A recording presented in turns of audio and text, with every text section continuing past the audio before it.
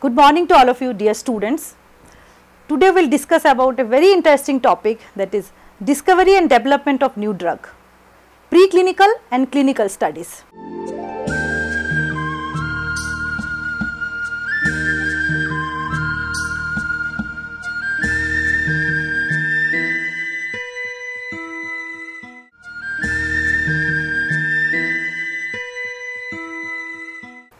Now, what is drug discovery? Natural products have served mankind as a source of drugs used for therapeutic agent for treatment of various diseases. Now, during the 18th century, the active principle of a number of plant drugs were isolated, and it was realized that the clinical effect of drugs such as opium, cinchona, ipecac could be attributed to the presence of the chemical compound like morphine, quinine and amytin respectively.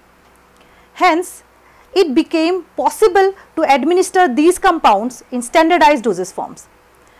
Presently, majority of new therapeutic agents are synthetically derived or synthetically developed in the laboratory.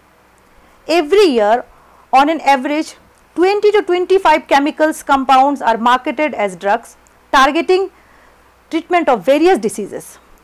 Now, discovery and development and marketing of a new innovative therapeutically effective drug cost on an average more than 1 to 2 billion per molecule and takes an average of 10 to 15 years. Modern drug discovery is usually a capital intensive process that involves huge investment. Despite advances in technology and understanding of biological system, drug discovery is still a lengthy, expensive, difficult and inefficient process with low rate of success. Now, approximately out of 10,000 chemicals tested, there are chances of only 1 or 2 molecules to come out as a potential drug. Drug discovery is mostly done by pharmaceutical companies with research assistance from universities and research institutes. It is a combined effort of biologists, pharmacologists, toxicologists, statisticians, clinicians, pharmaceutical scientists. Now, discovery of a new drug involves a complex interaction between investors, industry, academia, patent law, regulatory exclusivity, marketing and the need to balance scarcity and communication. New drugs are discovered from a variety of natural sources or synthetically created in laboratory. Discovery of a new drug can be achieved by several ways as of the following, like exploration of natural resources or plant derived products. A great number of these natural products have came out to us from the scientific study of remedies that are used traditionally by various cultures. Most of them are plant derived like pilocarpine, vincristine, amytin, physostigmine, digitoxin, quinine, atropine, reserpine, etc. These are very few well known examples.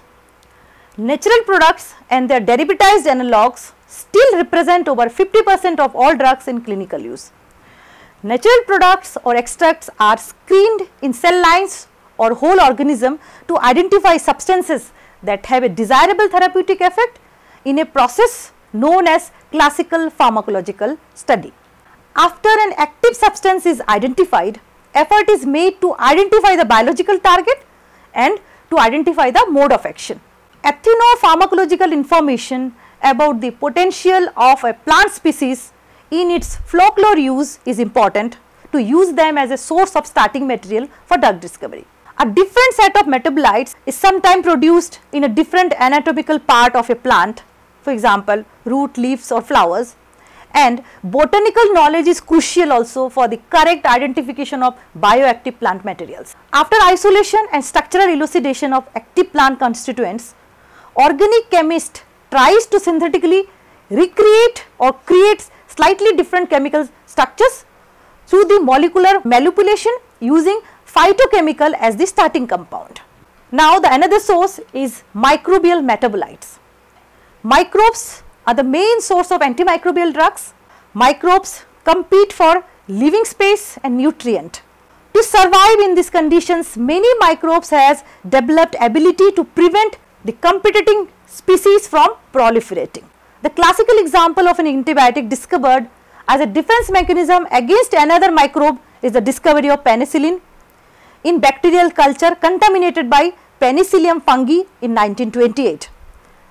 Streptomyces, these species are source of valuable antibiotics. Now we will discuss about the marine source, marine invertebrates. Marine environment are potential source of new bioactive agents like arabinose, nucleoside discovered from marine invertebrates in 1950s, demonstrating for the first time that sugar moiety other than ribose or deoxyribose can yield a bioactive nucleoside structure. In 2004, the first marine derived drug ziconide, a cone snail toxin, was approved to treat severe neuropathic pain. Several other marine derived agents are now in clinical trial for indications such as cancer, anti-inflammatory uses and also in pain alleviation. Now serendipity, that means happy observation by chance, is also a very important source of new drugs. Serendipity leads to the introduction of many useful remedies where new drug is established from the old drug, mostly from the side effect, and applied for the therapeutic purposes.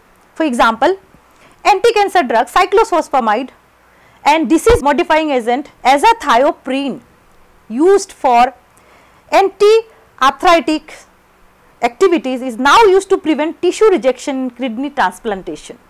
Random screening or non-targeted screening. This approach involves testing of large number of synthetic organic compounds or phytochemicals to determine different type of biological activity. It is done to detect the unknown activity of the test compound to identify the most promising activity, the compound for further sophisticated screening and determining of specific activity. The tests include studies on animal behavior, isolated tissues, in vitro in cell lines, in vivo in animal model of disease and on bioassays. This approach is extremely time consuming, expensive and requires large quantity of compound. Radioligand binding assays for screening the ability of a compound to interact with a receptor or enzyme are very rational approach of drug evaluation, which is rapid and requires very small quantity of drug. Sequencing of the human genome has allowed rapid cloning and synthesis of large quantity of purified proteins, making it easier to use in high through output screening of large number of compounds against isolated biological target, which are hypothesized to be disease modifying in a process known as reverse pharmacology. This is a rapid, cost effective way of establishing structure activity relationship for a series of compound. Information derived from these studies is used to design and synthesize more potent target selective analogues. Now we will discuss about another very important mode of drug discovery, that is molecular manipulation. This approach involves synthesis of chemical analogues of previously characterized drugs or a lead compound by chemical alteration of the structure and test for the biological activity. This may enhance usefulness of a drug by improving its specificity for a particular target site, increasing its potency, improving its bioavailability, modifying the pharmacokinetic properties, reducing toxicity or change in physicochemical properties. Knowledge of structure activity relationship is very important for designing new compound. Combinatorial chemistry methodology is used to identify the active lead compound from a pool of molecules. For example, the thiazide diuretic or oral hypoglycemic sulfonylureas represent slight modification of an old antibacterial drug, that is sulfanilamide. Molecular designing or molecular modeling. Now this is the most rational way of drug discovery and designing. It involves designing a drug that can interfere specifically with a known biological pathway or disease process mechanism. For designing a drug targeting a particular disease, it is essential to understand the pathological and biochemical basis of the disease progression. Computer aided drug designing uses the molecular graphics to manipulate the structure of a drug molecule to fit to the stimulated molecular structure of the receptor site. Evaluation of computer based molecular modeling and characterization of three-dimensional structures of many pharmacologically relevant receptors and enzymes helped in interaction with specific biological target to overcome the irrational hit and miss strategy of drug development. For example, xanthine analog allopurinol used in gout prevents synthesis of uric acid by inhibiting the enzyme xanthine oxidase. Student, I hope you understand the process of drug discovery.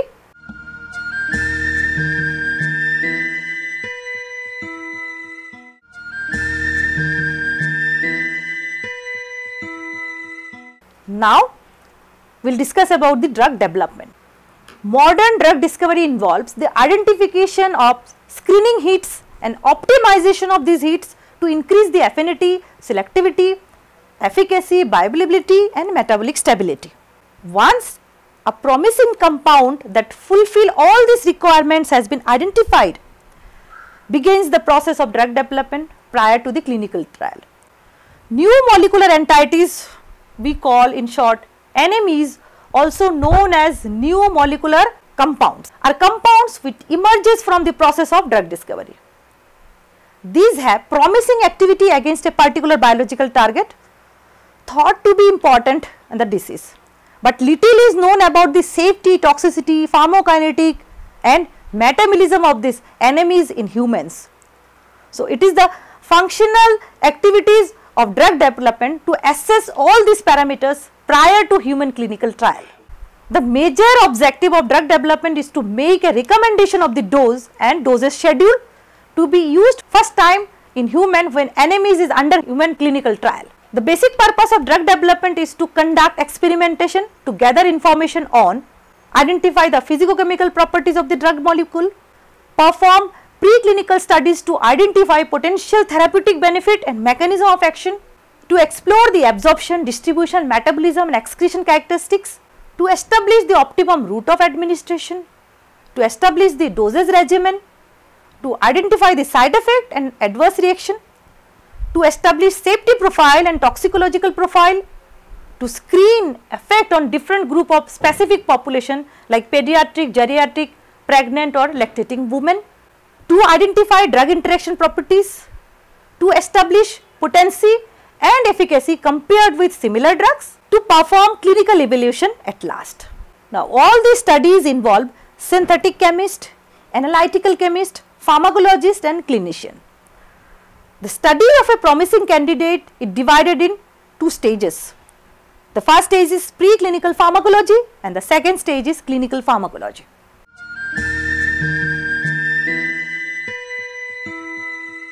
Now, discuss about the preclinical pharmacology, which is also called animal studies. The prospective drug substances must undergo preclinical testing for biological activity in order to assess their potential therapeutic effectiveness. Now, these studies involve pharmacological, metabolism and toxicological screening. The three major areas of preclinical evaluation are acute, subacute and chronic toxicological studies, which is in short called toxicology profiling. Second is therapeutic index that establishes safety and efficacy. Third is pharmacokinetic studies that establishes absorption, distribution, metabolism and excretion profiling.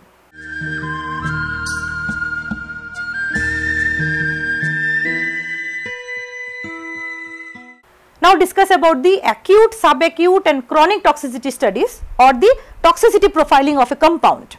Acute toxicity or single dose toxicity study determines the median lethal dose or in short LD50 with 95% confidence limit. Now, LD50 is the single dose of the test drug required to kill 50% of the test animal population. The classical LD50 test method can consume 100 or more animals. The test material is administered in increasing doses, usually 5 or more to group of 10 males or 10 females. Mortalities are recorded within a given period and the LD50 is determined with the aid of statistical calculation. Nowadays, the Organization for Economic Cooperation and Development, in short called OECD, has developed some guidelines for the testing of chemicals that are periodically reviewed in the light of scientific progress and changing assessment practice to minimize the number of animals required to establish the acute toxicity of a substance. Committee for the purpose of control and supervision of experiment on animals, this is CPC-SEA, has taken a decision in 1998 to recommend use of OECD guideline as an alternative to be used for LD50 determination. Now, LD50 guidelines are fixed dose method or OECD guideline number 420, acute toxicity class method or OECD guideline number 423, up and down method or OECD guideline number 425. Based on these guidelines, a limit test is performed initially to categorize the toxicity class of the compound, and finally the main test is performed to establish the exact LD50 value.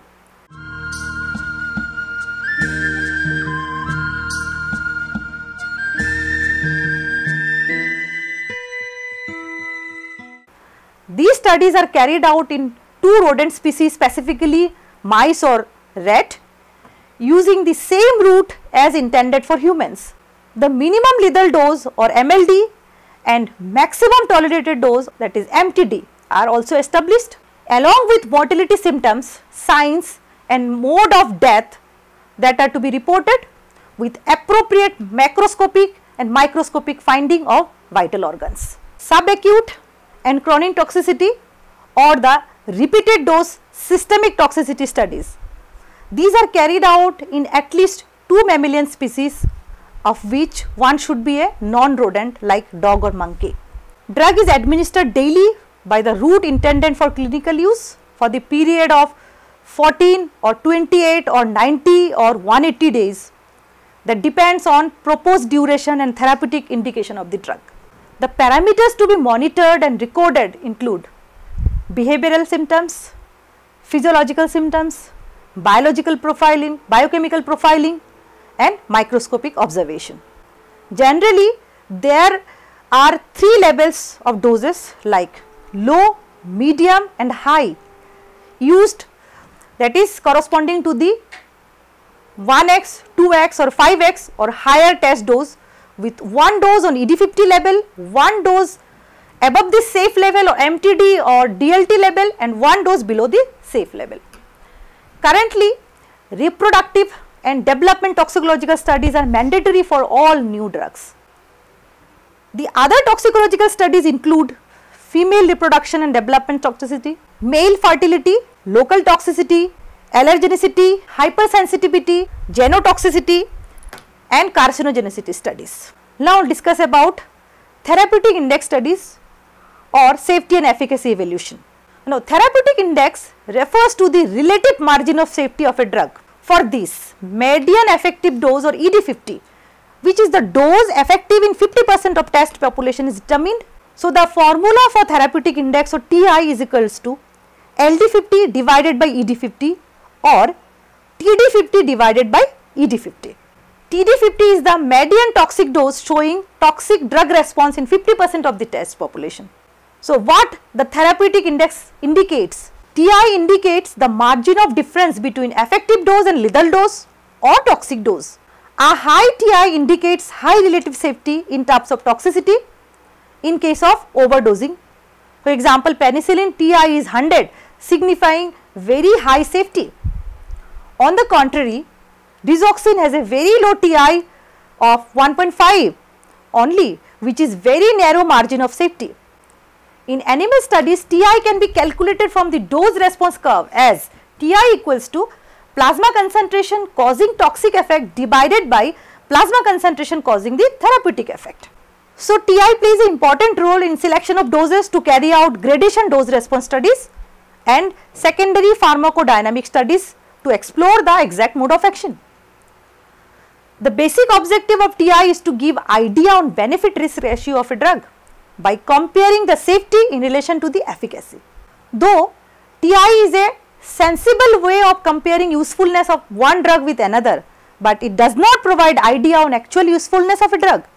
For example, digoxin is very useful life-saving drug for the patient of congestive heart failure in spite of its very low TI.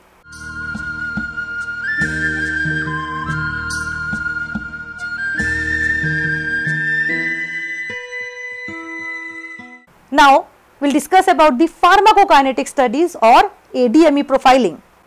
Pharmacokinetic studies are done on mice, rat, dog or sometimes on monkey. In pharmacokinetic studies, first we do the dose response study. The dose response study establishes relative potency and efficacy of a new drug compared to a standard drug of same pharmacological category. Now do the time response study. Time response study shows the pharmacokinetic profiling of a drug considering the ADME collectively, providing the onset of action and duration of action. It is considered as bioavailability where the response is replaced by the plasma concentration. So, bioavailability is the relative absorption ability of a drug from a test dosage form compared with the standard preparation by a particular route. So, bioavailability describes the rate and extent of absorption determined by its concentration time curve in plasma. Maximum plasma concentration or Cmax, maximum response time or Tmax, or to reach the Cmax, the volume of distribution or VD, elimination, clearance values are determined from the curve. Absorption and elimination half-lives or T-halves are determined from the bioavailability of drug, which is most important for calculating the optimum dosing interval or frequency to get a steady state plasma concentration of drug, that is essential for having a therapeutic response for a desired duration of therapy. These studies also establish the relative bioavailability of a compound or oral or parenteral administration.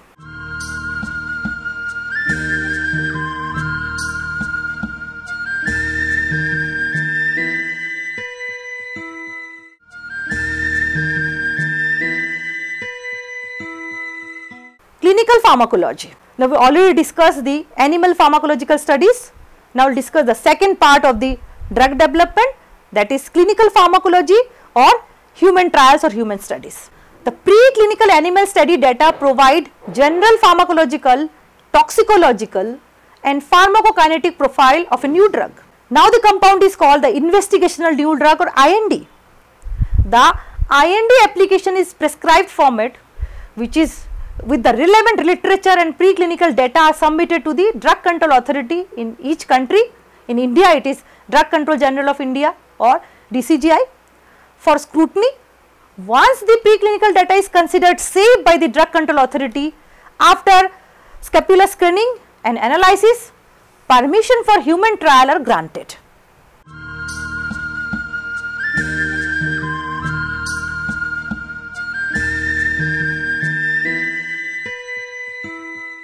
The human trial process. Human trial has 4 phases. Phase 1, clinical pharmacological evaluation. Now, phase 1 trial carefully evaluates the drug response relationship in a small number of healthy volunteers, for example, 20 to 100 or on a small number of patients for anti-cancer drugs, depending on the class of the drug and its safety. In phase 1, acute effects of agent are studied over a broad range of doses, starting with one that produces no desirable effect and progressing to the one that produces either a major therapeutic response or a very minor toxic effect. So, the phase 1 study aims are to determine the bioavailability, to determine the side effect associated with increasing dose, to gain a early evidence on pharmacological effectiveness, to explore the human toxicity, to determine tolerated dose range, to confirm pharmacokinetic of the drug. Now, conduction of phase 1 trial requires an average of 1 to 1.5 years with an average success rate of 60 to 70%. Now, proceed to the phase 2 trial or controlled clinical evaluation.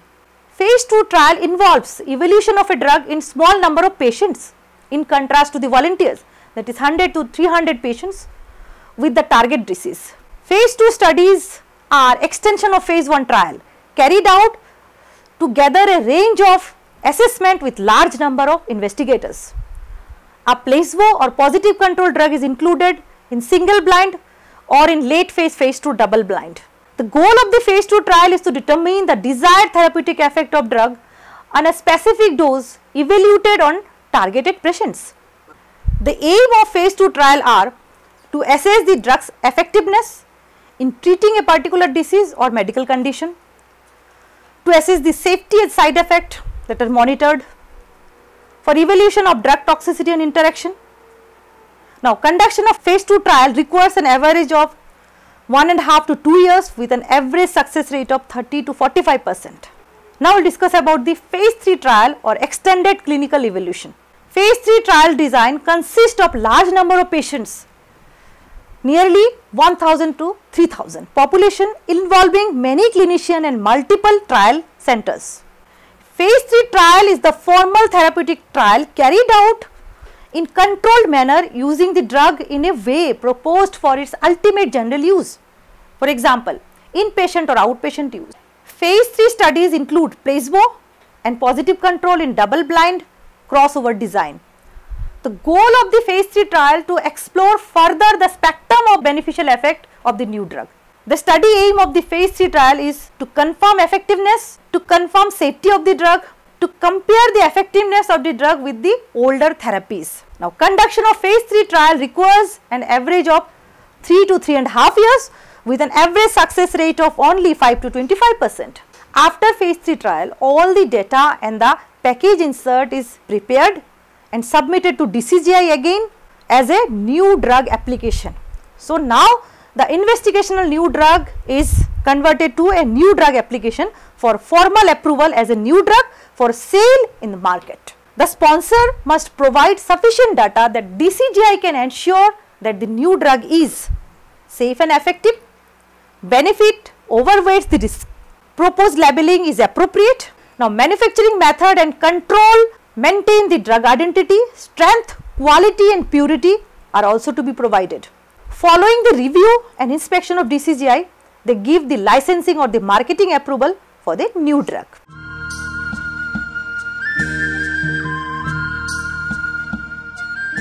Now, after the marketing starts the phase 4 trial or the post-marketing surveillance. Following market release of the new drug for general use, certain unusual type of adverse reaction may be observed even after years of clinical use. Phase 4 represent post-marketing surveillance that detect, report, evaluate toxicity and adverse reaction that occurred infrequently early enough to prevent the major therapeutic disaster. Phase 4 is an adverse reaction monitoring and evaluation trial, continues for first 4 years strictly and then till the use of the drug.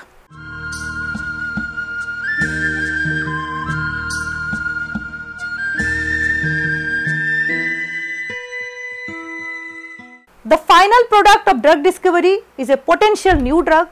The drug molecule discovered goes through extensive analytical development and preclinical study phases on laboratory animals to prove its dosage, safety and efficacy on animal. Subsequently, a successful new drug molecule then required to pass through the very extensive phase 1, phase 2 and phase 3 clinical trial. Following DCGI approval as an investigational new drug, the clinical trial phases prove and reconfirm the safety and efficacy on healthy human volunteers and subsequently on the patients. The further successful new drug molecule is put forward for new drug application approval process in DCGI and once approved for marketing, released in market for sale. Post-marketing surveillance or phase 4 trial is continued to detect and report any untoward adverse reaction to minimize the chances of major drug related disaster.